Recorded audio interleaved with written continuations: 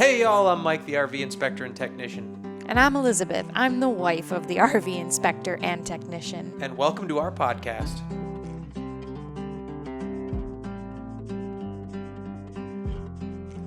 That was good. Oh, hello, Elizabeth. Hello, Mike. How are you? I'm doing well. How are you? I'm doing well. Welcome to all the listeners. We've got so much to discuss today. So much. You guys are going to be blown away. It is currently 30 degrees outside right now in Central Texas. We got an inch of snow. Not even. An inch. Half an inch. A man's inch of snow. Quarter inch. Yeah. And the city is shut down. Yes. All schools are closed. All social services have stopped. To be fair, the road was very icy this morning. It was icy. The sun only recently came out and melted it, but it was very, very slick this morning. I would say we had just enough snow to have a snowball fight. Yes. That's it. Though I did see some kids outside making little mini snowmen. They're attempting It was adorable. to. Yeah, they're about 6 inches tall. Yes. So I don't have the patience, but I the appreciate kids made snow angels Yeah. in the dirt, basically. That's really all they need. They just That's need it. a little bit of snow on the grass to lay down and, they're good. Yeah. For the 15 minutes they go outside at a time, and then they're like, oh, it's too cold. Yeah, our neighbor and I, Kirsten, were joking like that you spend more time getting dressed to go play in the snow than you do to actually play in the That's snow. 100% true. Yes. And they fight you the whole time. The whole time. Yeah. And Why do then I need so many layers? they're outside for 2 minutes, and then they're fine. Yes. But I thought this is our first real cold weather Yes. that we've ever done, and since really ever being in an RV, right, where we had to take steps to not die, and we didn't. We didn't. We survived. We're here to talk about it. And I thought maybe we could take a couple minutes to talk about that because it's not. We can see we have a little window behind our camera in our kitchen, and our neighbor was out there wrestling with his hose, which was frozen. Despite my best warnings, so many people didn't check their furnaces. It's true. And then when the temperature finally dropped, We got 3 calls yesterday. yes. I'm sorry. We are closed. So we're not.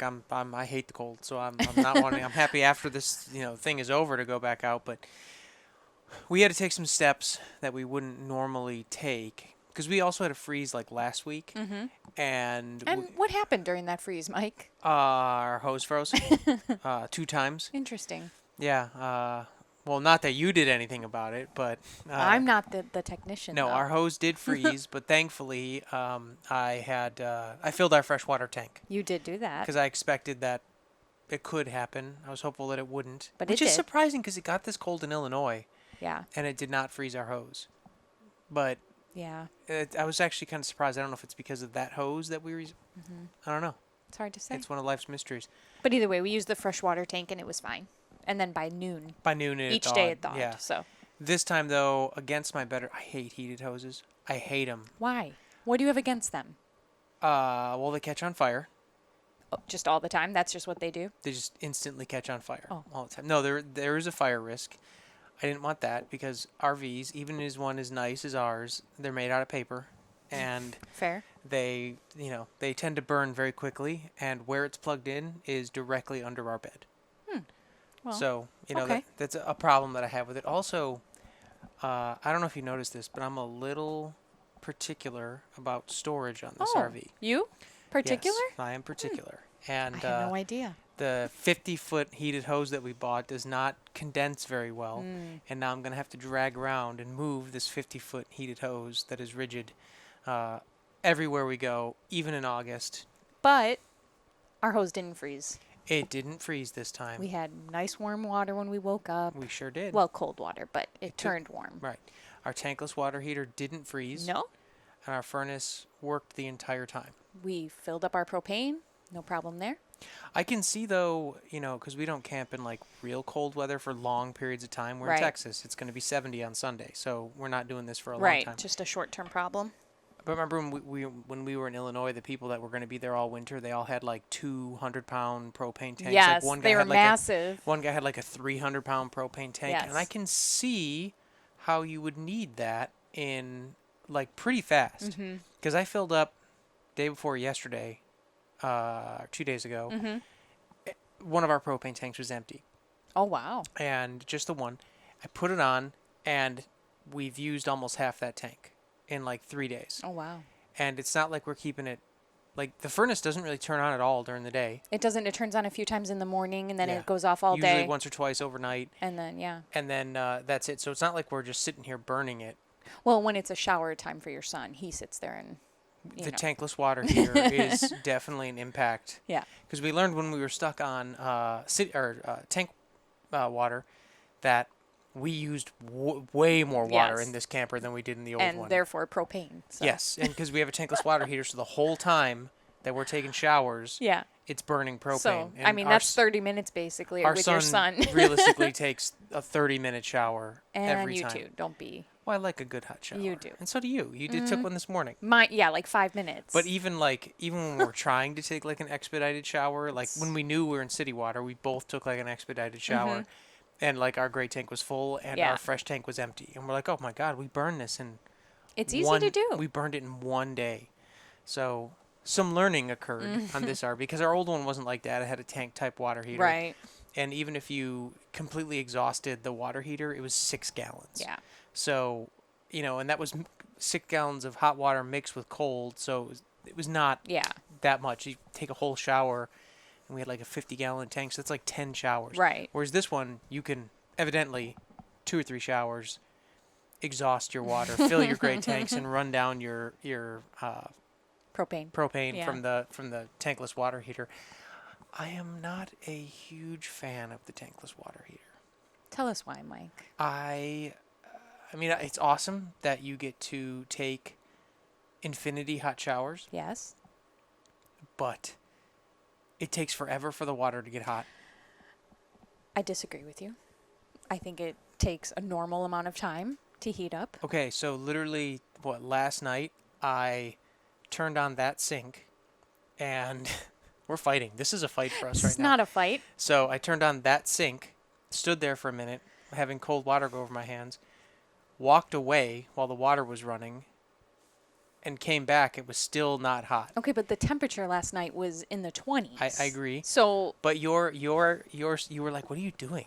And I was like, I'm waiting for the water to get hot. yeah, but it's not typically that long of a wait. It takes 30 seconds. Whoa. 30 seconds? Oh my goodness. That's You're right. You're right. That's I'm wrong. That's like a gallon of water, and so you've What do you used- want it instant? Just boom, hot. Well, yeah, I do want it to be instant. Some of them call themselves instant water heaters. I don't think this one does. I don't know if it doesn't or not in the marketing. I noticed that we use more water when we are on a tankless water heater than when we're our other RV and we have a tank type water heater. That's my complaint about it, and that we're using way more propane as a result because we don't have an electric water heater anymore. Okay, the propane I'll give you. That's a valid gripe, but the length of time it takes to heat up is not. You're wrong. It's Are you taking this just because we're on a podcast? We literally talked about this yesterday. and No, you were it's like, not. It doesn't take that long. Yesterday, yes, it took a while to heat up. I'll give you that. And I said that. But normally it doesn't. I suppose we're gonna have to agree to disagree. I on guess this. so. And you know what we'll do for the sake of science is I'm gonna get a stopwatch out. I don't know. And You already said 30 seconds. And if that's the I result, feel that like is it not takes long. 30 to 60 seconds to get Oh, to you're hot changing water. it now, Yeah, so- it takes a while, and it's different. Like All right, you our heard it here. sink- We're going to do a little I feel like our sink science experiment. takes the longest because I literally walked away yesterday, came back, and it was still. I think it depends on the temperature outside, which is reasonable. As you said, we live in an RV. That's true. You can't expect it to. But there's just one run between here and there, and it was just still frigid cold. Once it turns hot, it gets hot very fast. But it just took a while. Is all I'm saying. Understood. So that I don't like it as much for those reasons, particularly the propane use. We're spending a lot more money on propane than we used to. It's a small price to pay, though, for the luxury that Yeah, we you're have. really enjoying it, and the increased water pressure. Yes, and, it's and- great. and yeah. Hot showers, longer showers. I don't have to worry about when I stand on the drain, it's going to crack or whatever the issue in the Grand Design was that kept getting me in trouble with you because you'd be like, every time you take a shower, it leaks. Well, yeah. So for the listener, in our grand design, there was kind of this flaw where, like, if you would stand directly, and this is pretty common, if you'd stand directly over the drain, there's like no support there, so the P trap that's under it would just like flex and then eventually separate. And like I knew this, and I was like, oh, I'll just never stand over the drain. But I was unable to mind meld that into your brain that you couldn't stand multiple times. In our Jayco before it too, you'd be taking a shower and then ka-doom, and then water would start to dump. It's not like it was that big of a shower. There wasn't that much space to stand. Like, and that was under the water. Like it was just. You're limited. I weigh 100 pounds more than you. Well, what did you, like, stand up against the wall? Like, to not touch it? Like, when you're like... And I just stand over to the side. That's what I did in that one. Well, it's inconvenient, and I just, I agree. That's why we spent the money we did on this one. You're saying. Now we don't have that problem anymore, although it does make a noise. Have you ever noticed, like, if you step in our current shower, you can, like it's, like, almost like it's rocking? I haven't noticed. Well, I will take note, though. The next time I'm showering, I will summon you so I can to observe me in the shower oh my God. so you can hear the noise. Elizabeth, come in here. I need you to hear this noise. Oh, the dog's freaking out. He thinks somebody's here. But honestly, we're not in a space where we have to, like, skirt the outside of the RV. No. I don't get that. I understand sometimes you may not have a choice. Or if you don't have a really maybe good insulated camper, like I could see how you might have, yeah, no, for sure. Or like longer term, like here in Texas, I don't think it's necessary. But if it's a long term cold, like in Chicago, that's what I'm saying though. Is that like I could see the benefit. I wouldn't want to do what we're doing right now long enough to need a skirted RV. I think that's a fair point. Like if we had to skirt it because we're somewhere where it's that cold, then that's not for us. That place is then somewhere that we should not consider to stay. Like you asked me, you're like, oh yeah, somebody in the family, maybe they're having a baby, could we be here in the winter? And it's like, yeah, we but do we want to be? We could do it. I don't know that that's what we could or should do. So let's have a further conversation. But really, other than like kind of the pain in the butt about the propane usage and what I perceive to be a long time for the water to get hot, you apparently don't share that perception. I don't.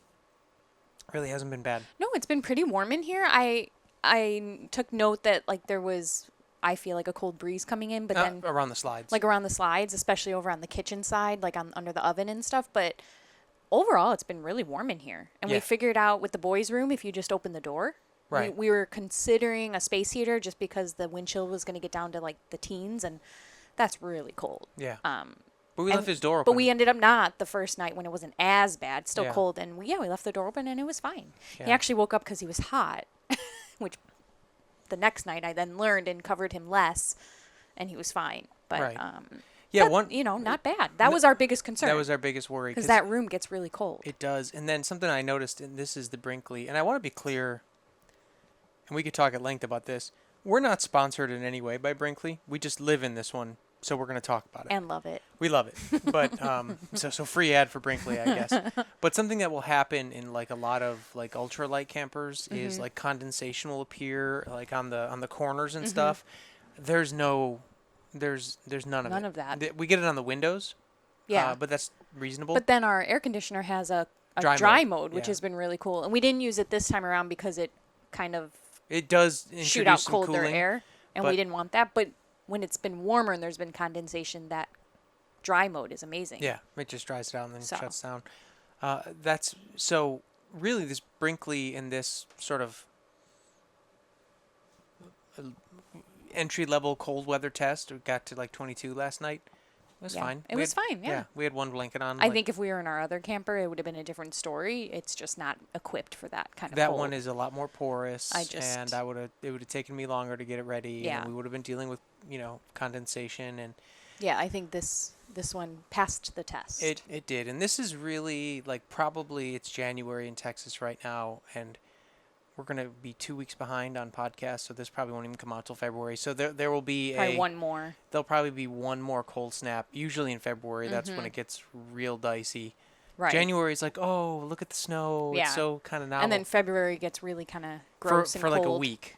and then we're good. Yeah, and then we'll be done. Then we'll be into March. And then we will have to figure out the kinks to keep it cool when it's hot. And not humid. Yeah. Yeah. Because I think we're worried about the boys' room having the opposite effect in the heat. Right. As being the warmest room. Yes. Yeah, but we're going to... I'm assuming if we leave the door open, it'll be similar. Yeah, though. and we'll have to get some fans in there, too. Yeah. But it's... all this to say, like, not all RVs are built for the winter. Right. You know, like, I guess this one would truthfully be considered a 4-season RV. Mm-hmm. A lot of that is just marketing. Right. You know, and all it means is like, oh, the underbelly is enclosed and there's heater. Basically, all enclosed RVs have that. This one seems like it really is a 4-season. For a travel trailer, especially, right? Yeah. Because I think like a lot of the motorhomes are built for 4 seasons. Right. But as far as travel trailers go. I agree. Yeah, this is probably one of the, certainly not the only one, but this seems to be one of the best held up that I've seen. I'd argue I was warmer in here than I would have been in our house. I always felt cold in our house. It felt like we couldn't really warm it up that much, you know? So yeah, it was just and that's saying something. Our old house was just an 1,800 square foot house. It wasn't huge. I mean, a lot bigger than this, but yeah, it was always cold in that house, no matter like what I turned the. Yeah, maybe not cold, but you always were like, oh, I need to go put a sweater on, make sure you have socks. Like you always felt like a chill, maybe. We had that window in the living room, and it never really. It like blew right through, no matter what we did to it. But I'm just saying, I was pleasantly surprised. I was prepared to be a little bit cold in here, and actually a few times I was hot. Right. Like, took off some layers and was like, oh, actually. The only part that was kind of tough, so like that's all the technical stuff. The intangible stuff was a little harder because like realistically, like our patio is like our living room. Mm-hmm. Like we're out there all the time. Right. Our son is out at the park all the time, and like we've lost that for a couple days. That so was like challenging. yeah, like yesterday afternoon hadn't snowed yet. But we were like all crawling the walls. Yeah. And I was like, let's get in the car and we'll go to Costco. Yeah. Like just to get out of the house for a few minutes. Yeah. And that is something that's tough. And also like we use our outdoor storage for like soda cans and some of his toys and like our laundry soap. And like having to go out into the cold to get that stuff kind of sucked. I thought that either yesterday or the day before. I was like, God, if we were in a house, you wouldn't have to go outside as many times as I find myself going outside here in the cold. Like, I think I went out to get some soda, and I was like, this is stupid. I know it's a small inconvenience. Fully aware, small inconvenience. But I was like, if we were in a house, like, this wouldn't have been a thing. Maybe we'd have to go in the garage, but... Yeah, but even the garage was never that cold. Yeah, I had that same thought. Yeah. And I don't want to go out and do laundry. And it's fine, we don't need it. I planned ahead. But, like, if I were to need laundry, I'd have to drive or walk to the laundry room. Again, minor inconvenience, but... You do have to go out in the cold more than you like. We got to walk the dog. Yes, and that's, again, non-negotiable. Right, we have to take him outside. And it's fine. We don't just have a fenced yard that we can just open the door real quick and close it. It does remind you, though, that if you lived somewhere long-term in the cold, it would be much harder. They would make RVing This is just a harder. short spurt. You know, this is a fine. And I think that's what makes us be able to do it. It's like it's just an inconvenience for a short time. Yes. It's not an inconvenience for like 6 months like it would be in Chicago. Right. Like I said, this weekend's going to be in the 70s again. Right. Like we're planning inspections. So it's fine. It's going to be in the 70s. I got a roof to reseal. Like it's going to be nice again for the foreseeable. Right. So it's like it makes the inconveniences doable. Yes. So this little cold snap. Like literally right now, it's like totally sunny out. Yeah, the kids are back outside for the most part. The kids are outside playing. So all is well again. Yeah. I guess it's going to freeze. And if you don't live in Texas, the Texans will 100% shut everything down for, less than a 10th inch of ice and snow. Like, in a way that, I remember, what was it like 2010? We had that huge blizzard up north, and it was like, finally. Where Lakeshore Drive was like shut down. Yeah, cars were literally stalled on Lakeshore Drive. And that was, I think, the only time, because I was in college then, and it was like they canceled classes for one day. And it was like crazy that it got. And like down here, it's like the weatherman says it might have ice. All the schools are closed. And I think a lot of them are on delayed start for tomorrow. I do appreciate it, though. Because, like, one, they try to prep the roads. What do they call it? They spray that brine. They do something, stuff, and I appreciate it. They're making the effort, but they don't have the resources that somewhere in the north would have. Like they don't have. There's no salt trucks. There's no snow plows, and not that you would need snow plows, but like the roads were very dangerous first thing this morning. We went out there to walk, and it was like we're sliding all over the place. Yeah, like the kids were like literally almost ice skating. Even my sister, who is from Chicago, knows how to drive in those conditions, went to Target this morning, and I said, "How were the roads?" And she was like, "Awful, so slippery," and it's just I think as much as we laugh at it for them being overly cautious, it's for the best. There's a reason for it. Yeah, and I think we've learned that. At first, it was just a joke, and we'd be like, "Let's go out." Now we're like, "No, we need to stay put." Well, the speed limit on the freeway here is 85.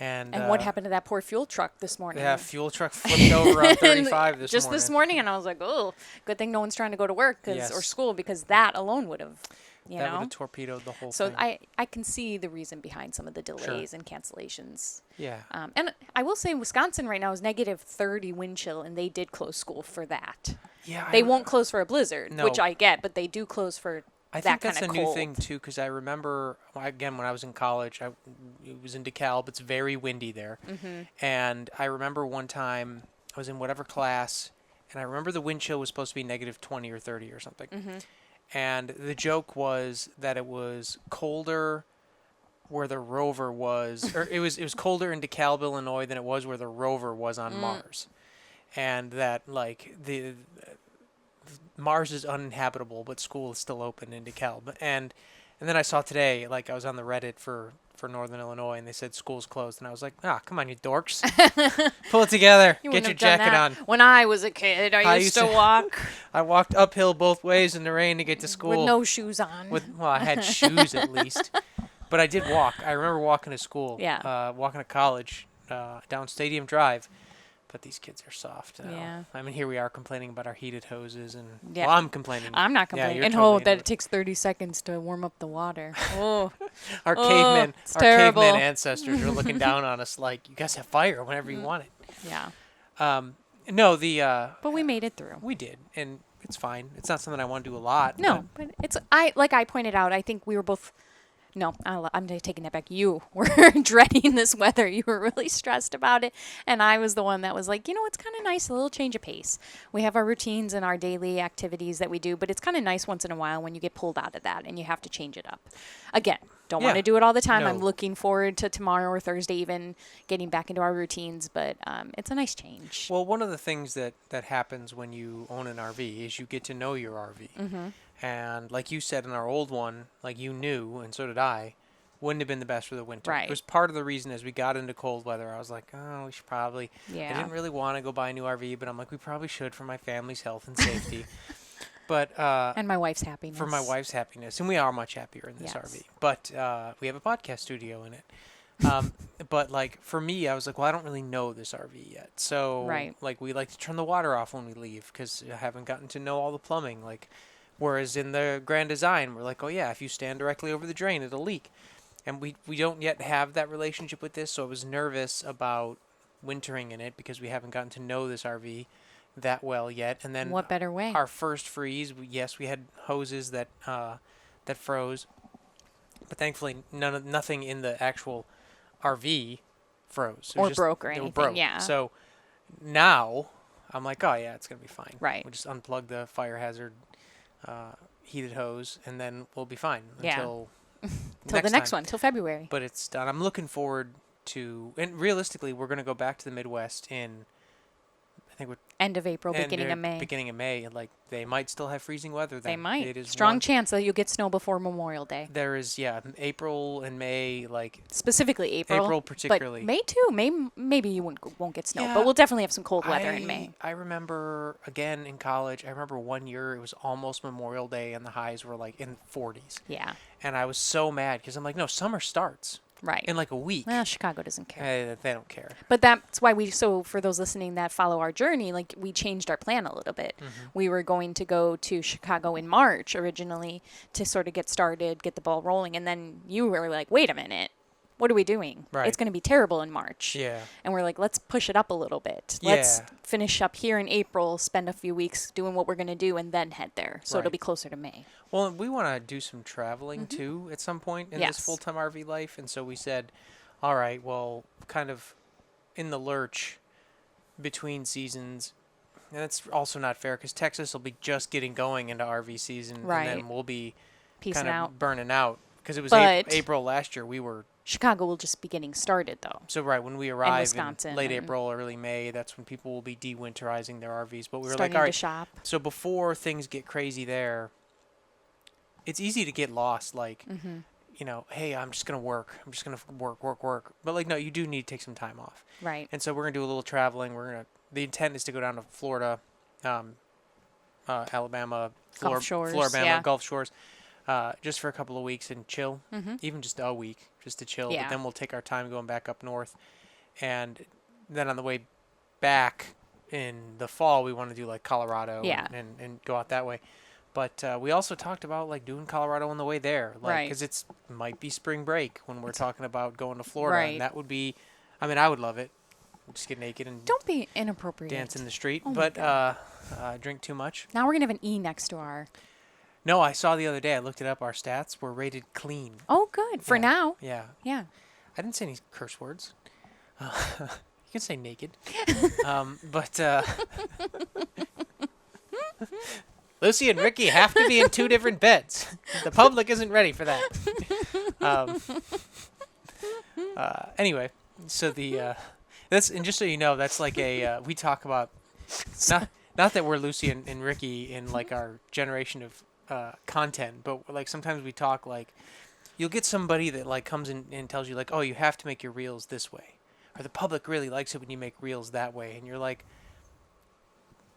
okay, yeah, like Luke. At one time, some studio exec was like, "You can't have a married couple sleeping in one bed on TV. Lucy can't be pregnant on TV." Yeah. Like, and you're like, no. Like, eventually, people did that, Yeah. and everybody was fine with it. So it's like, I see the value in making content a certain way, but like also I'll just do what I want to do, and then if nobody, That's what I said when I was making my reels.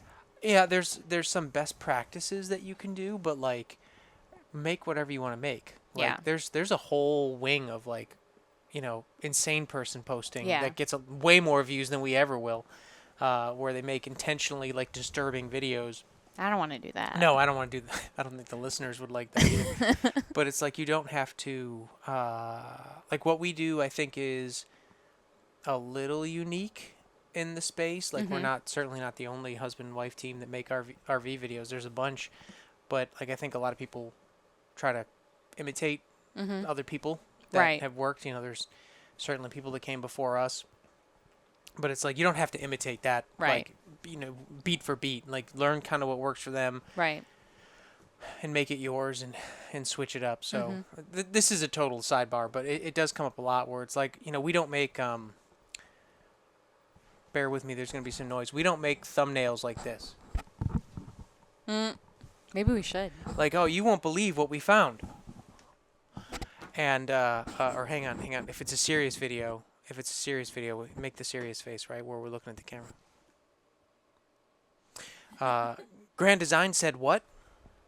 We don't do that. No. I'll never do it. I just jump right in. Yeah, and I don't care if it gets us less views, just because even in our inspection videos, it would be so easy for me to be like, $600,000 motorhome, right? But That's not who we are. no, though. we just name it 2021 Newmar. Yeah, so that if someone's interested, they'll watch it. Right, and if you're looking to shop at a Newmar, maybe you want to look at that. Yeah. And see what kind of things I found, and then if you're going to go buy a Newmar, you Yeah. can go look at it. I try not to inject too much drama Yeah. into it. I certainly have done it in the past, but I found I didn't really like Yeah. how that Doing felt. that. Yeah, because I did it a couple times, and that's when a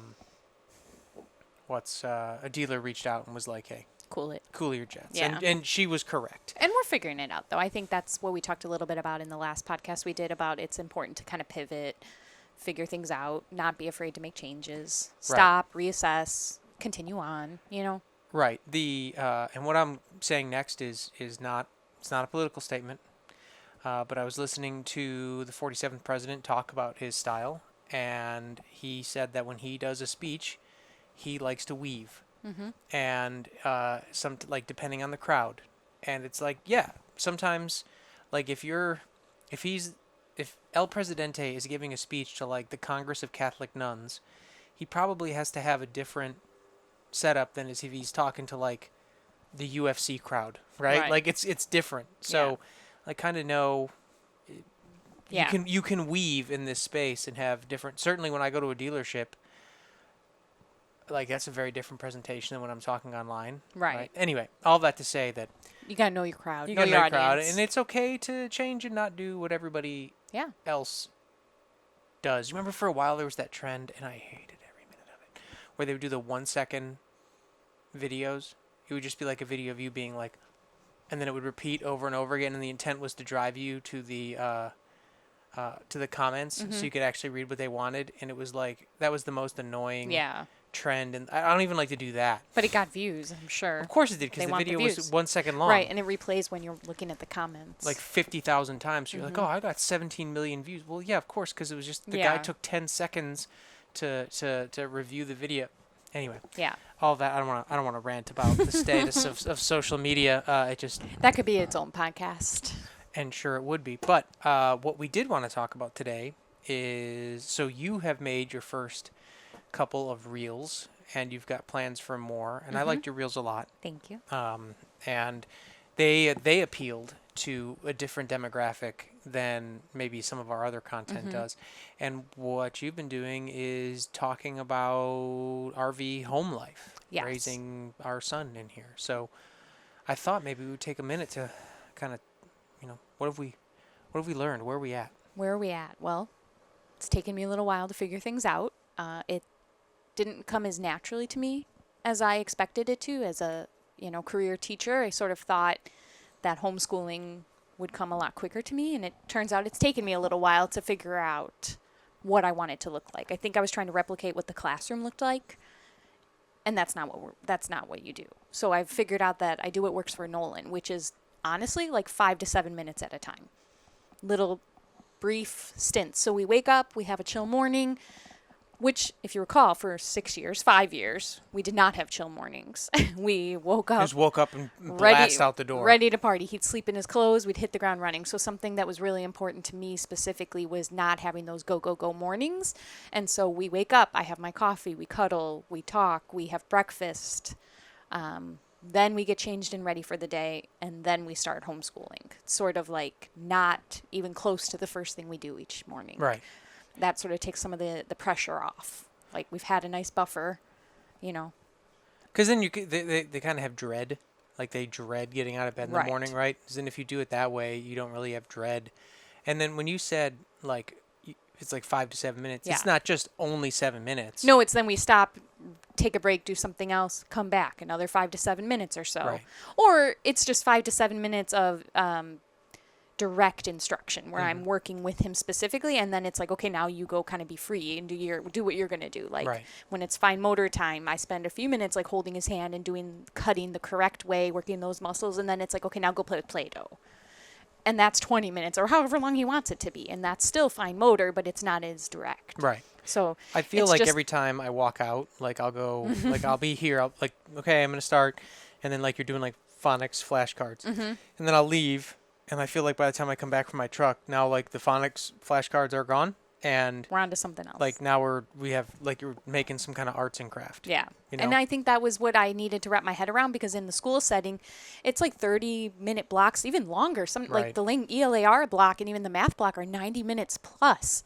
And while you break those blocks up into pieces, I was like, that's not going to work, and I'm not going to set 90 minutes aside. And there's no filler. Right. It's like very right to the point. There's no time wasting. It's like when I'm doing phonics with him, it's the 5 to 10 minute lesson, and that's all he needs to know in that moment. I don't need to keep doing it and doing it over and over again. Like, that isn't what he needs. One, he loses interest, then his behaviors start coming. It's like, that's not working for us. But that's the other thing though, is I noticed like you're doing like a lot of phonics flashcards, right? We're learning letters and stuff.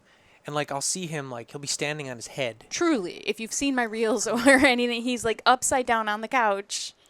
But he's doing it. He's doing it. And it's like, why would I stop him from being upside down when he's doing it with like the way he needs to do it? Whereas like in a conventional classroom, that would not work. It's like, sit down, right? Like sit down at your desk, right? We have to do this. And like eventually he's going to have to do that again. Yes. But it's like at this point in his life, he's responding, or at least to me, I'm a layman. I know nothing about childhood education. But it seems like he's responding really well to it. Because remember, so you were working on phonics the other day. And then we were driving down the road, and there's a billboard. There's a lawyer in town named Thomas J. Henry, and he saw the red letter J, and he's like, Thomas J. Henry. J. Right? He's like, J. That must be Thomas J. Henry. Yeah. And like, so okay, well, there was context that he had figured it all out because he'd seen the commercials before, and I was like, okay, cool. I'm so happy that we recognized the J from Thomas J. Henry. Maybe we have to have a conversation about how much TV we're watching, but like, sweet. That means that he's learning and he's retaining it, and that's really all that matters. The environment, yeah. Yeah.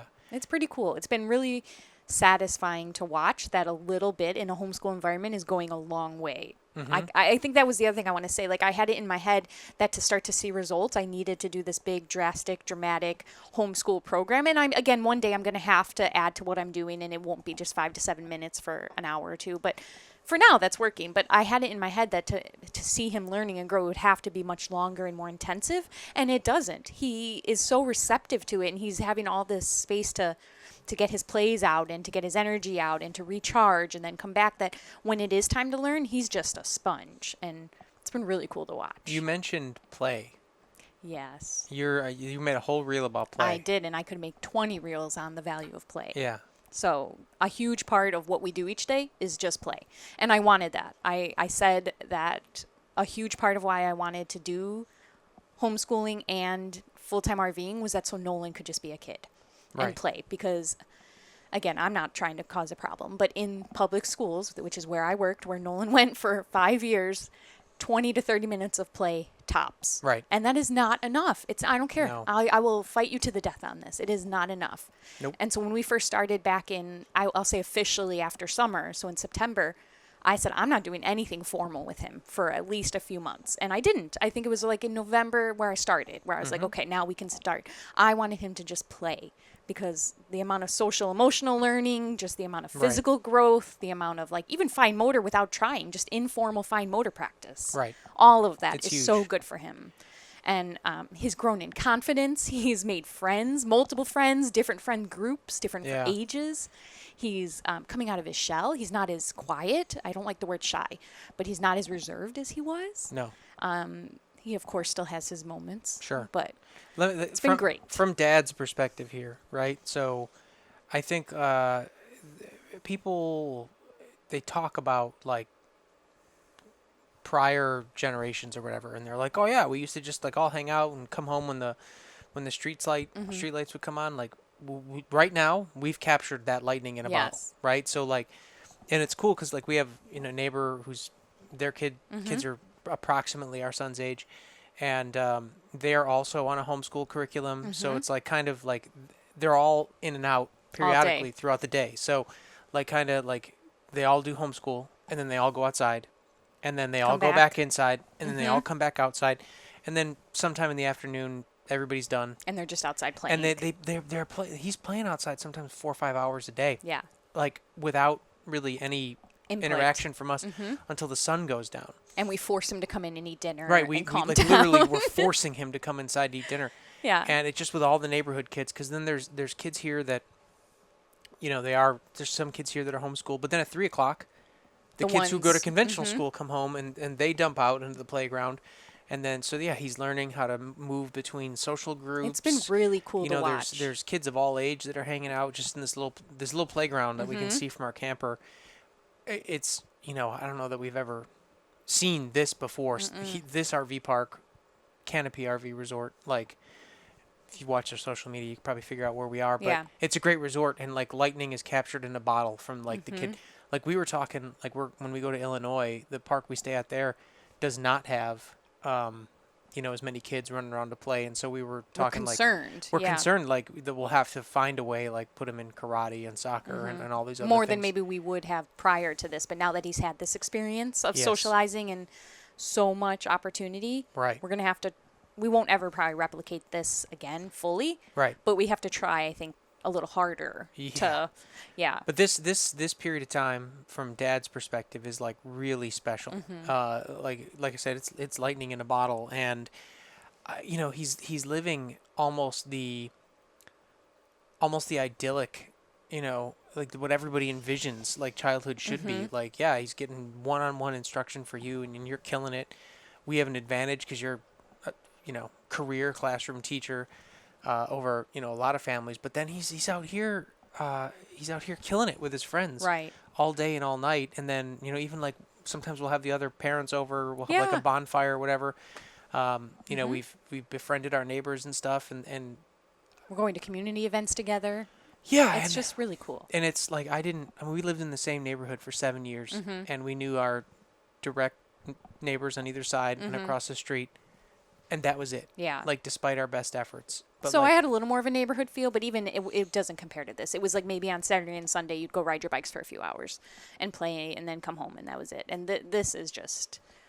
You mean when you were little? When I was little, yeah. yeah. I did the same thing, right? Oh, you're saying, in our house. Yeah, we were friends with our neighbors, but we saw them maybe once a week if we were outside at the same time. Right. And it was fine, but it was just a small spurt. Right. This is daily. Whereas here, there's literally a bell that the kids ring. Like when they're done, the first one that's done will go outside and ring this bell. And then everyone knows, like... And then that's like telling all the other kids. It's begun. Like, it's time to go play. And then they'll do it for an hour, and then they'll come back in for...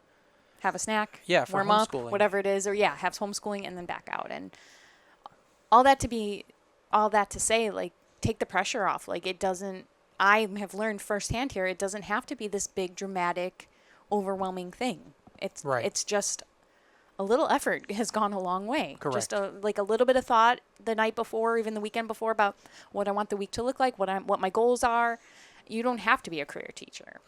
I am going to say it's helpful, especially with phonics. I thankfully have that background, but you don't have to. There's so much out there too that if you want help and resources, there's curriculums you can buy and programs. And even just talking to my neighbor who's done it longer than I have, and is not a career teacher, and she's killing it. She's doing incredible. She's changed curriculums a few times. She mixes and matches, and that's been inspirational to be like, okay, because I was feeling overwhelmed looking at different curriculums. I was feeling like there was not one out there that fit everything I wanted, and that's true probably about a lot of things. But I was becoming a little stressed about it. Like, what am I going to do? How am I going to find a program that works for us? And she was the one that was like, wait, you might need to do language arts from this one, math from this one, science is just on your own. Right. And that made me feel a lot better too. So I think it's underrated what resources you can gather from just the people around you doing this. Right. And the other thing is I really like from Dad's perspective, that we can really control the sort of narrative that we are injecting,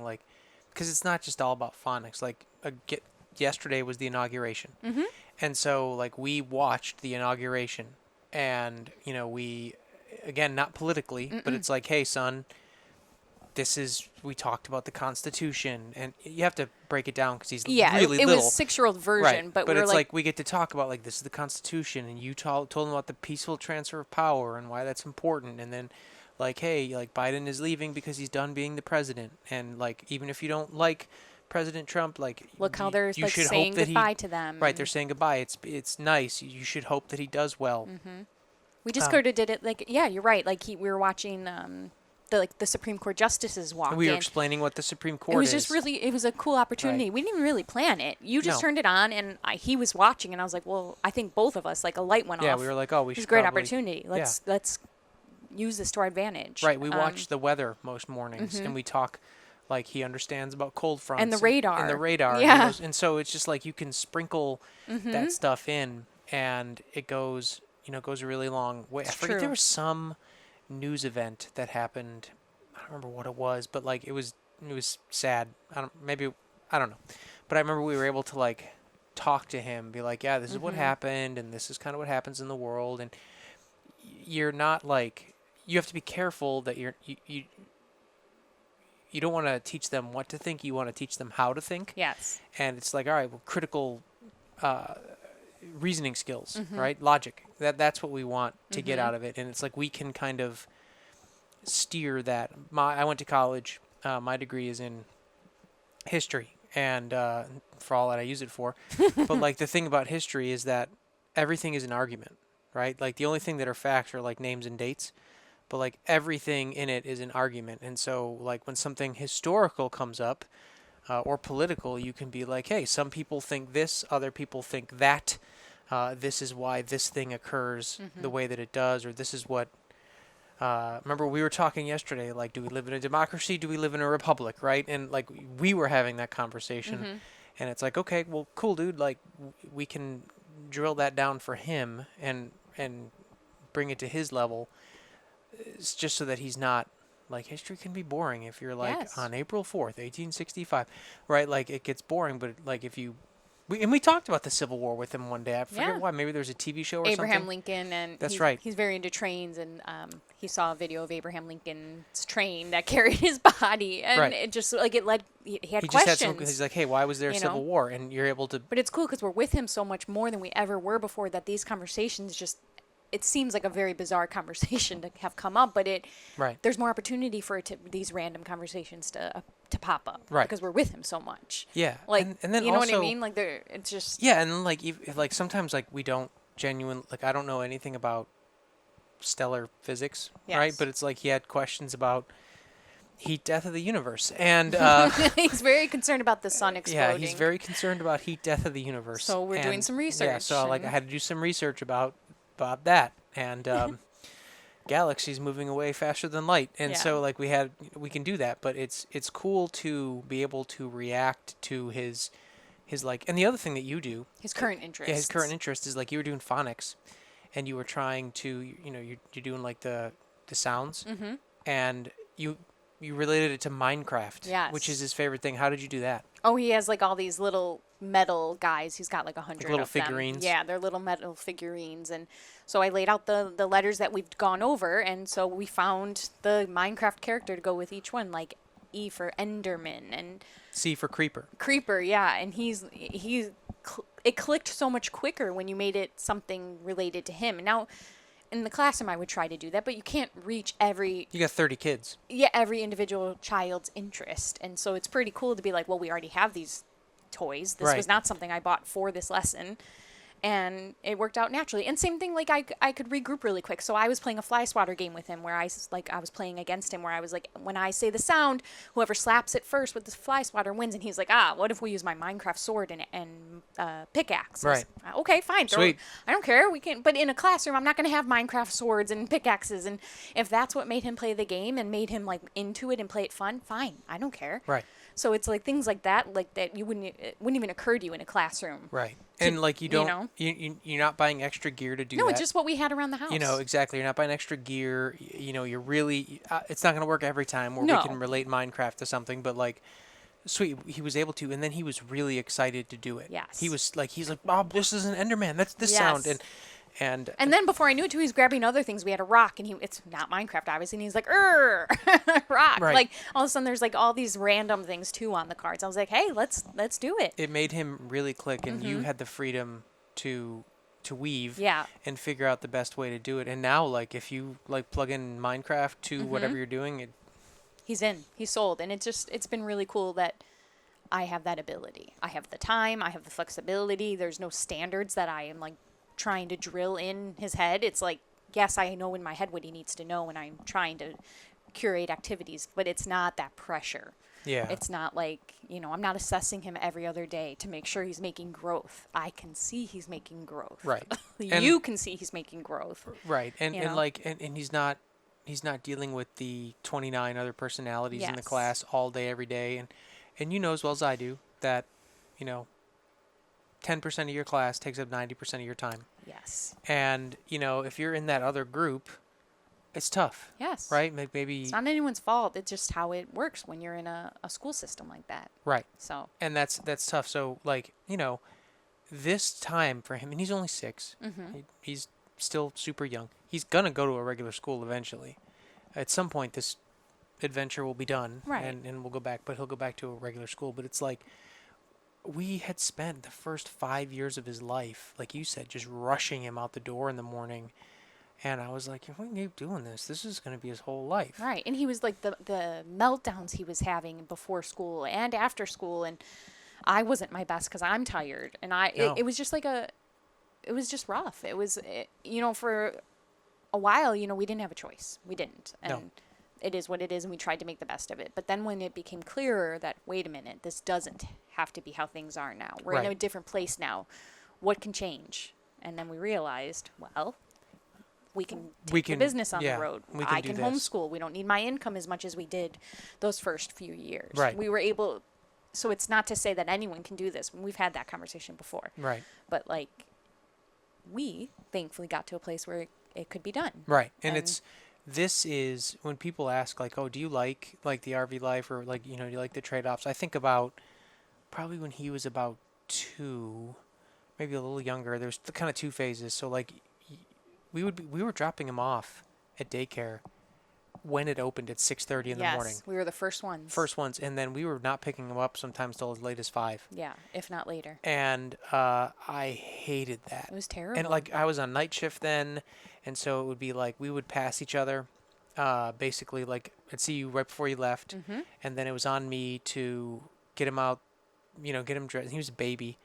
Get him dressed, drop him off at daycare so I could go home and sleep. Yeah. And that was brutal for me because like I'd just been awake all night, fighting with criminals and drug dealers, and then so I'm not at my best. It was just rough. And then his whole first few years of his life, wake up, blast out the door in the morning, and that sucks. It did. I mean, like I said, he was sleeping in his clothes and just so he wouldn't throw a fit. Right. So we were, because mornings were so hard. He was not sleeping. We did not put him in pajamas. We would put him in his clothes for the next day. Yeah. So we basically could pick him up, put him in the car, feed him breakfast in the car. Change his diaper. Yeah, we change his diaper real quick and be on the way. And that was the only way to make it work for us. And I think there's millions of other parents that are in that in that space. And it's like, dude, what an anxiety that's gotta build into a kid, we have a video from when he was like 2, where I was recording it, and I'm like, hey, we have to get up, and he's like, no, I'm sleeping.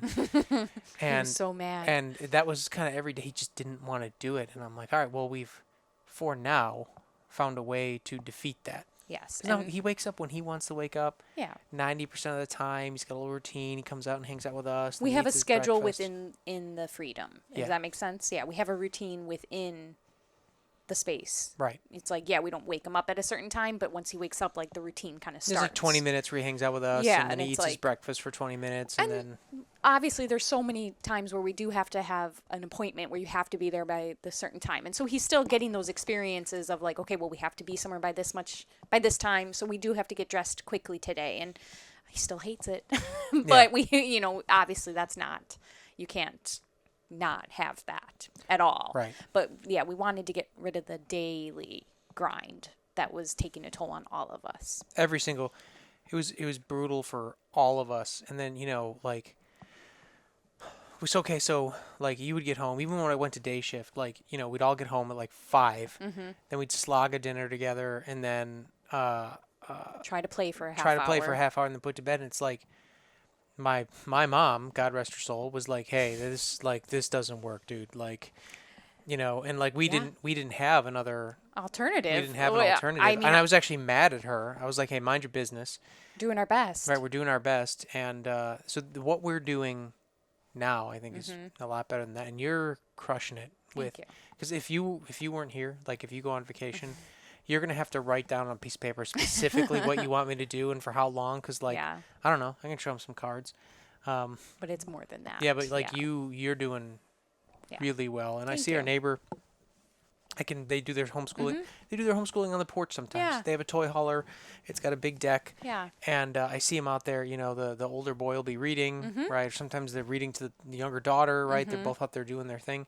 And I'm like, I remember I wanted class outside all the time when I was little. Yeah, it's such a treat. And it's like now they get to do it. Every day. Every single day. That was something that was important to them. Like when we talk about the things that were important to us, like the chill morning has been very important to us, not starting right away. For them, she said those kids love being outside. So she's like, we need a porch to be able to go outside. Right. They are making it work for what they need. Yeah. And that's the thing. It might not look like this for everybody, and that's okay. Yeah. And it might not be able to happen for you right now. Right. Like it didn't happen instantly for us. Nope. Yeah. And so you can get there though. Yeah, that would be my kind of takeaway to the listener is if you might have to make a bunch of small changes to get to where you want to. And I'm not saying the solution for everyone is to homeschool your kid. It's not. It's not. We see some families that we don't think that homeschooling is going very well for them. And it's sometimes maybe there is some fault or some blame, and sometimes it's just Parents are doing their best. It's Right. just what it is, but whatever it doesn't. Yeah, it's not a one size fits all. Just like public school or private school or Montessori or whatever it is you have to find what works for your family. Right. And when you say we're going to go back to traditional school, yeah, but we don't even know what that'll look like. Maybe it's one of the ones I just mentioned. Maybe it's none of the above. Well, because I don't know. We were talking before about like, hey, we kind of need, if we're going to go to a school, because we don't see an end to having 2 service areas. We don't see an end. We think for the foreseeable future we're going to operate in 2 places. Yeah. And so we were like, well, we have to find like a school system where we can drop in and out, right? So it's like, we can do 3 months here and then 4 months over there.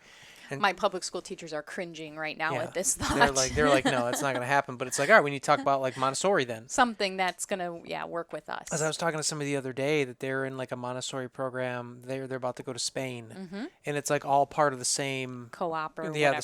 Same co-op, but they have to go to Spain for like a month to go do like whatever Montessori or. He's going to be so mad when he hears me talk about it, but because I remember nothing. But there's options, is what I'm saying. It's but there's it's not just one thing to do.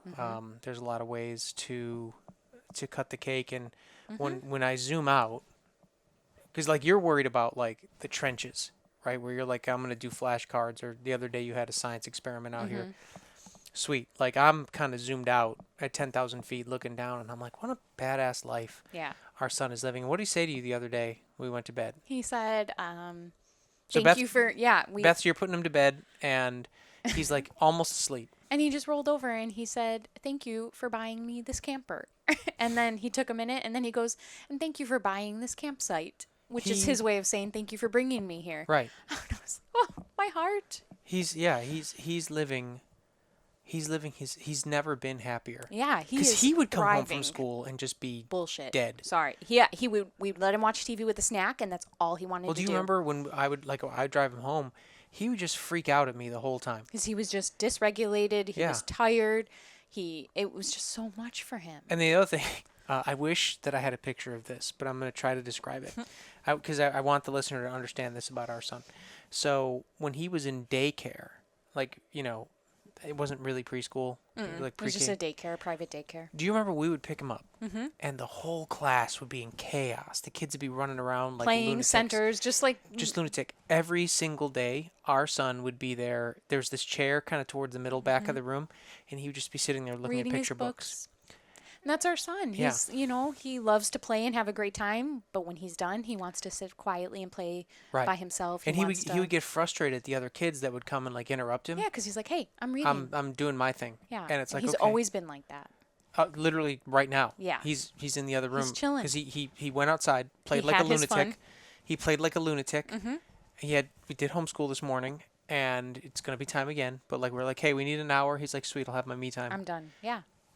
And it's like we switched schools when it came time for preschool, and things got a little bit better. It was a smaller class size, more than one teacher, and that helped, but it was still the same thing. We still had to get there at the crack of dawn. Yes. It was like that part still didn't go away because unfortunately childcare and the school system isn't necessarily made for kids like Nolan. I would argue most kids are like Nolan, but right. And the other thing that we mentioned earlier is like the control that we have over it is huge. Elizabeth's gonna laugh when I tell this story.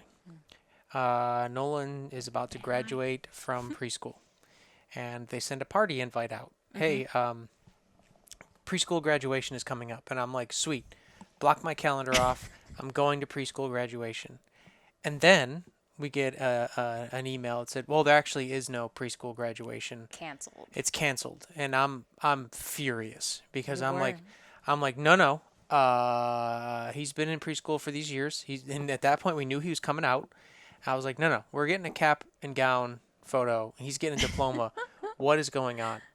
And the teachers were like, they were like pretty tight-lipped about it. They were like, yeah, we're still going to have like a party, but it's not a graduation. We can't call it a graduation. We can't call it a graduation. There's going to be caps and gowns there. But you can't have them on stage. But they can't be on stage, and they're not going to walk across. And I was like, this smells like government bureaucracy.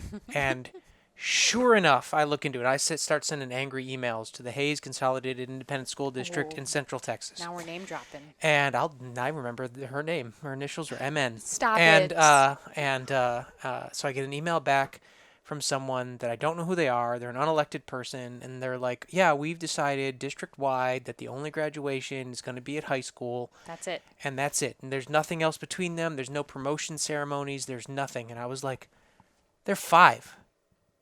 They're 5." I'm like, "This is just a confidence builder. Nobody hangs their preschool diploma on the Right. wall."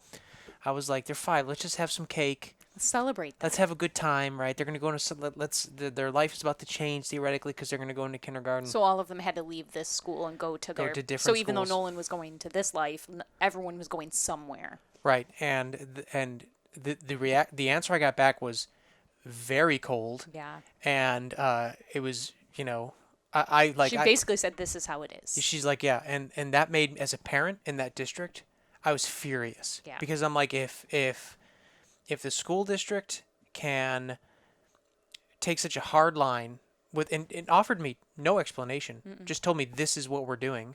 Now, if they had said, "Hey, there's this research and it says this and this is why we do it and it's actually best practice," if you just made that argument to me, I could have been like, It's "Well," not though. I could have said like, "Well, I disagree with it, but at least I understand Right. what your argument is." I'm not unreasonable. That's all I was looking for, was an explanation, and because they were just like, "Nope, this is what we do." Sorry. Yeah. You can go F yourself. And I'd never felt, until that moment, I had never been like, "We're homeschooling this baby and that's what we're going to do." And so all that to say that the powerlessness that I felt Yeah. in that moment made me very angry. Yeah. And now I feel like on the other side, we can do whatever. If tomorrow, for some reason, we were like, "Actually, we think he'd do better in a full tilt school," just go put him in one. Yeah. Fun fact: Texas has no regulation on homeschooling. I looked it up just to make sure I'm in the know. Nothing. You don't even have to tell them. They don't care. If you put them in public school, then pull them out, you have to answer some questions. Right. But if they're never in public school, they're like, "You're fine." Yeah. That's crazy. That's crazy to me. And I love Texas. I'm not talking shit on Texas. However, We just lost our clean rating. You were the first one to say a swear. sorry. No. I I don't want there to be too much government. No, but I do believe that children need school. I just now believe that it can look different. Whereas 10 years ago, I was pretty adamant it needed to be like a certain way. Right. I now understand, after some life experience and some time and having a child and being a teacher in different schools, private and public, I now realize that, yes, there's So different would your options. advice be to, like, if you're thinking about it, just try one of the different options? Yes. Do what works for your family. Just If try. if homeschooling isn't on the table, well, then maybe just try in different setting. There's other school opportunities. Right. Like, I can't tell you which one's better, because what's better for us is not better, like, for you. Right. But there's charter, there's private, there's like private religious. There's a ton of different options. Yeah, and it's differs state by state. Text, and I'm not advocating, like, I don't want the comments to be like, "Oh, this guy really likes school vouchers." We're not getting It's into the nothing to do weeds with on that. whether you like it or not. There are alternative schools Just here find in what Texas. works for your family. So, like, there was like 3 charter schools. Like, when we were looking at schools before we made this decision, there's like 2 or 3 charter schools within driving distance of And our we house. looked into them. There was a Catholic school. We looked into it. We looked into it, and then there was the private school. And there was the public there was school. different public schools that we could have made work. The one I worked at, one in our neighborhood, Right. the one he was at, you could have applied for a transfer. So there was like so many different options. But then even like each of the charter schools, like one like was like, "Hey, we do this classical education," and then the other one was kind of more focused on STEM. And so it was like, all right, well then, and then you were like, "Well, Montessori," and I was like, "Well, geez, I got to sell more inspections if we're gonna do that." But all that to say that there was like 15 choices Options. that we got and to it is make. overwhelming. And so, like, just small steps. Just do some research. Ask around. Like, It is going to be harder if you live. Some states don't have as many choices. Right. Like, back home in Illinois, it's really like Catholic. or public. That's about it. There's a couple of other choices out Right. there, but like it's not different, but- It's different. But if there's something that's important to you, it totally can be done Yes. quickly. And Yes. you're The only red flag that I've thrown so far is you. He doesn't know about it yet, but you bought that like volcano, Oh yeah. like science experiment, Yeah. and we've had one before, and it's cool. Like they mix chemicals and it erupts. The only Super problem cool. with it is that this is the only time I've thrown a flag, is when you mix it, it turns like bright red, Yeah, like lava. like lava. It's really cool to look at, but it stains everything. And look, our camper is built of white material. It's literally stained his hands. Remember, all of his clothes had red stains on it. His sheets, because he would sleep like this, had red handprints on it. And I'm like, we're not. Yeah, you remember. And I'm like, all right, that's like the one red flag. So we compromised. Yeah. And we bought Just baking soda and vinegar, no food coloring. yeah, and that way it'll still erupt. It's not as cool, but It's you not know, as cool. we'll make it happen. I mean, we could throw it away outside immediately, but no, it is cool to Yeah. see, and like you just go to Target and buy like they have those like what are they National Natural Geographic. Geographic stuff like Yeah. that's like your twice a month. If that, yeah. Like, but it's yeah.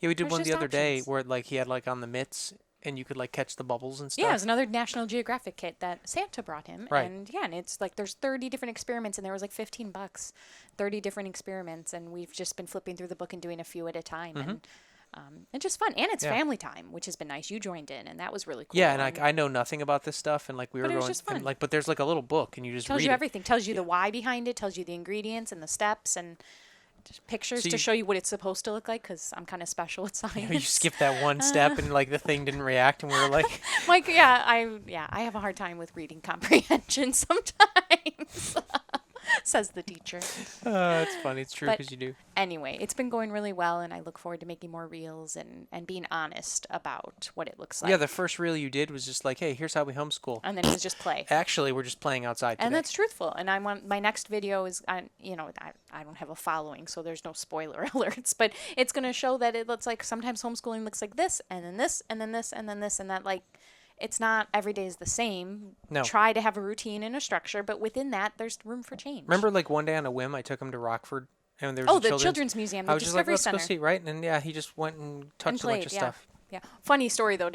He's a teacher's son. So the other day we're doing our homeschool, and I wanted to practice cutting, and so I didn't say the term fine motor, which is like your muscles in your hands and things like little things. I just said, okay, we're gonna do our cutting practice next, and he goes, Mama, how about instead of cutting for fine motor time, what if I play Play-Doh? And I was like, tell me you're a teacher's son without telling me you're a teacher's son. He like, knew. who's homeschooled. Like, I didn't even mention fine motor. He just knew, like, that's what I meant when I said it was time to practice cutting. And I No. just, like, love that. And the one thing that I would say the question we get most, because I think everyone that knows you knows that you're a competent teacher, or you're way more than a competent Hopefully. teacher. No, you got exceeds on every one of your, Not everyone. basically every single one of them. You are a stellar teacher. And we touched on it briefly, and I know we're almost out of time, but I think we're gonna be remiss if we don't bring it up. The number one question we get is socialization. Yes. Which is And- why that was my first reel. Exactly. And you talked about play. We talked about it here. Like, hey, how are you gonna socialize your kid? I have no worries about it whatsoever, having seen the way that he interacts out there. Yes. He interacts with grown-ups, kids younger than him, kids his same age, kids older than him, kids he doesn't like or get along with. Because there is one. There's a kid he doesn't get along And he's with. struggling, but he's working through it. Right. We went from him coming in and crying, Yeah. and that's okay. Like, but we've been working on him how to better maybe work through it. He's out there with that same friend now. I don't want to say friend, that same kid, and they're not playing together, but they're out there together, and that's huge. Right. How many grown-ups do you know can't be in the same room with someone they hate? Yeah. And Or can't even talk about someone they don't like. Not hate. Nolan, he's too young to hate someone. doesn't But hate you know him, what I but- mean? Like, he's aware that this kid and him don't get along. He's aware that this kid tends to make sad choices and not always the kindest. Right.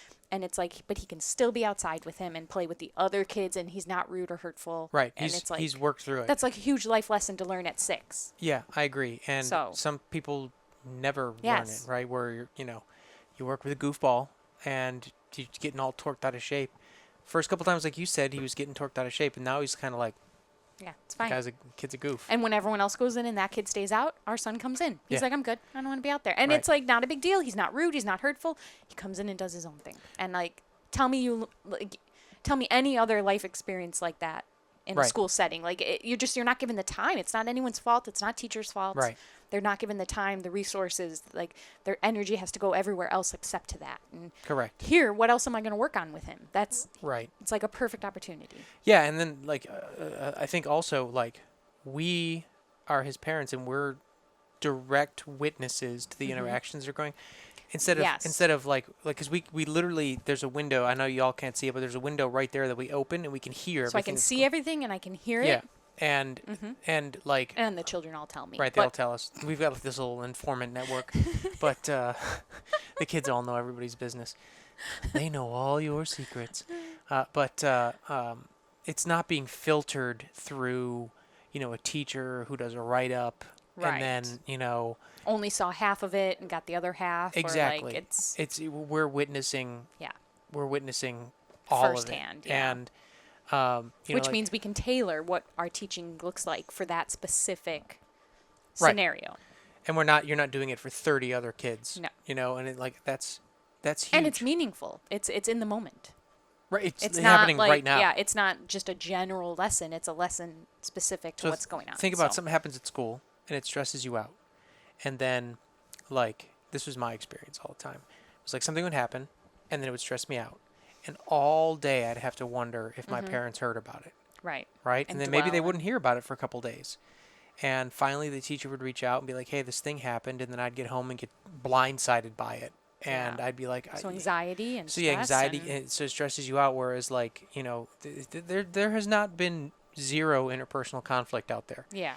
And so it's like, we come home, we can deal with it right now. Because we're witnesses to it. Or even like the couple times where we haven't been personal witnesses to it, like our neighbors, the neighbors are there, like the parent across the street is there. Somebody witnessed it and can give us the details, and then we can deal with it directly. So that has been huge, and so that's why I have, and even when we go back to Illinois, and there's not as many kids, he's in soccer. Yes. Right. He's hanging out with his cousins. Library. Right. Exactly. He's going to story time. This is, like we said at the beginning, very special. But we're going to just find other ways. Right. Yeah. And, like, we're likely to come back here in the fall or the winter, I guess, next year. And some of our neighbors are going to be gone, but certainly new kids will have come in. Yes. And and then we get to do this process all over again. Right. So that's all that to say, of all the concerns I have about RV life and homeschooling, socializing is not one of them. And I thought it would be. I really did. I was prepared to, like, really, and again, it's like, it lends itself to being a very social lifestyle. Yes. I'm socializing more than I ever have. 100%. Honestly, like, I'm coming out of my shell. I'm growing confidence. It's been just as good for me. Yeah, I got the gift of gab, and I'm having to take breaks because there's too much socializing. I do not have the gift of gab, but I'm working on it, and it's been nice. You have the gift of gab here. With you, but not anyone else. Because we're over time by 12 minutes. So I will talk on a podcast for 17 years. I'm right now, this very minute, I'm editing a podcast with Brian from the National RV Training Academy. That podcast is like a little bit more than 2 hours long. Beth likes to keep it short, and I'm with you. But this one was about me. It was about you. I had more to contribute. So. I did want to just briefly do our highs and lows. Oh, good. Yeah. So, Elizabeth. All right. My highs for the week. Probably how well homeschooling went. Okay. I feel like it was a really You had a really good week. Yeah, I felt like it was a really solid week. Routine went really well. Yeah, I was really happy. I know that's what we talked about this episode, but I feel really strong about it. Do you want to do your high? Yeah, so I would say my high has been, and I don't want to go into details, but there was a circumstance where something developed in our business world that I was not very happy with. And it's something that we had no control over, and I was feeling very powerless about it. And then I devised a solution that worked for you, that will work for our business. Well, yeah. And makes the problem go away. And having that creativity to be able to solve that problem, and it hurts no one. Yeah. And I don't like. It's in the scheme of our business, it's actually a very small problem, but I put a lot of work into it, and there was an issue that I thought was going to be terminal, but we found a solution, and that made me Yeah. That made me very happy to not feel powerless in that circumstance. Nice. Yeah. I was proud of how you handled it. I was very excited when I figured it out. Like, You I came were. in the door, I'm like, I know what to do. Yeah. I have a solution. You did. And it's worked out. Although it seems like it's going to be resolved by other means. Yeah, but separate still, from what, in the moment, though, yeah. it felt good. What was your low? One word. Warranty. Boy, you got your butt kicked by warranty calls this week. I hate warranty calls. I can now say that I've done enough. They all ask for different information in a different order. Some of them want to know, like, the street that the client grew up on when they were 5 years old, or the name of their first dog, or like the most bizarre, excessive questions, and you never know what it's going to be. And to describe the division of labor, I go out into the world, I diagnose the thing, and I have some idea what warranty companies want, right? Like, like in this case, it was an air conditioner that was broken, and I was like, oh, they're going to want the data plate. He gave all that from to the me. air conditioner. They're going to want my test results. I gave you that, right? So you knew how many amps the compressor was drawing versus how many. All that. But and you had the VIN and all that stuff. But what did they need? They needed to know what the air conditioner was from the last warranty call, which one they fixed the last time. Yeah, and I was like, well, I didn't do that warranty call the last time. We weren't in town, so I said it's not this one though, and they're like, well, what is this one? And I was like, oh, I don't know if it's the bedroom or the living room. Why does it? I just know it's different. But she would not. She's like, well, I need you to tell me. You need to tell me with your words. That's what she said. What air conditioner it is. And I was like, I will have to call you back then because I don't have that down. Which one it is? It just says. And I was on a different service call by this point, so she couldn't get in touch with me because I was focused on what I was doing. And but I said it's the opposite of whatever one you already replaced, and they're like, no, we need to know either which one we replaced or which one you're wanting to. I was like, oh my god, I know you have it in front of you right now. Right. So the other one, and just for context, the other one over the summer, this client of ours had an air conditioner go out. It was the living room air conditioner. Some other technician replaced that one. Their bedroom air conditioner has gone out. And so what you were trying to say was, well, whatever the other one was replaced, this is the opposite one. And she wouldn't. She said I had to say the words so she knew that I wasn't like pulling a fast one on her. And no one has ever asked me for what room in the air like. And I know it sounds like a silly thing, but it's like you gave me every other detail except that, and it's like not your fault. It's just like, and then the toilet valve needed replacement. Yeah. So there's a toilet. The toilet. So we went out there, and it's really common for these water modules in the toilets to fail. And when they fail, they just keep dumping water into the toilet. And so I went out there the other day, diagnosed it, and I installed like a little quarter-turn valve, at no cost to the client. I was like, whatever, I got these on the truck. Threw it in there. That way we could turn water off to the toilet. Right. She could turn it back on when it was time to use the toilet, turn it off. Just like an extra step to flush. Right. But the problem with the water modules is that it's very easy to break them when you're trying to replace them. Well. So I said, our policy is we don't replace, because look at it this way. It's like a $40 part and an hour of labor, right, for me to come out and replace this water module. But if what happens 85-90% of the time, the spring breaks out, now I have a $40 water module and we have to go buy a new toilet. Right. Right? And so I'm like, listen, if you want to try to fix it, here's the Amazon link. By all means, try and fix it yourself. But what we do for that toilet is we replace the toilet. Well, this warranty woman who's probably never fixed a toilet in her life said that doesn't happen. Which is crazy because for that company, I've done this repair before. Yeah. And under these exact same circumstances. I believe you. But this woman was not willing to hear that. No. So basically, they're going to cover the cost of whatever the module is, and then the customer's going to pay the difference for the toilet. But it's just... Just they ask you 1,000 different questions, and it's overwhelming. So I had to say, ma'am, I'm gonna have to call you back. I said this isn't going well for you or for me because she was frustrated. I was getting worked up. Right. I was like, this isn't going well. I'm gonna have to call you back. And then I couldn't get a hold of her for 2 more days. Convenient. Right, and that's so frustrating. People ask like, hey, why is RV service in the state it is? We could have gone to the parts warehouse, replaced all that stuff that day. Yeah. Or the next day. But we're waiting on warranty approvals. Trying to help the client so she doesn't have to pay out of pocket. She has this warranty, and it's like, God, so many hoops. Right, and that's the thing. Like, people like to rag on, like, whatever dealership. And they have the same problem that we do, trying to get this stuff approved and then parts sent out. And then it sucks for us. Like, somebody called us the other day and asked if we work with a manufacturer. Well, yeah, but they're on a net 90 time frame. So when we do repairs for them, sometimes we got to wait 90 days. And if we had to buy parts or something, maybe that's $3-4 grand that we're, out while we wait for 90 and days. We're a small business. That hurts. Because even like we have that other warranty call right now where we have to go back out. They have since sent me more paperwork, so I'm going to have to go out for free to Blanco and document this stuff they want and then go back out. So basically I'm doing 2 hours labor for tedious. Free. And so warranties kicked our behinds this week. And that actually was a warranty company that used to be really good because we've done it before. I'm not a fan.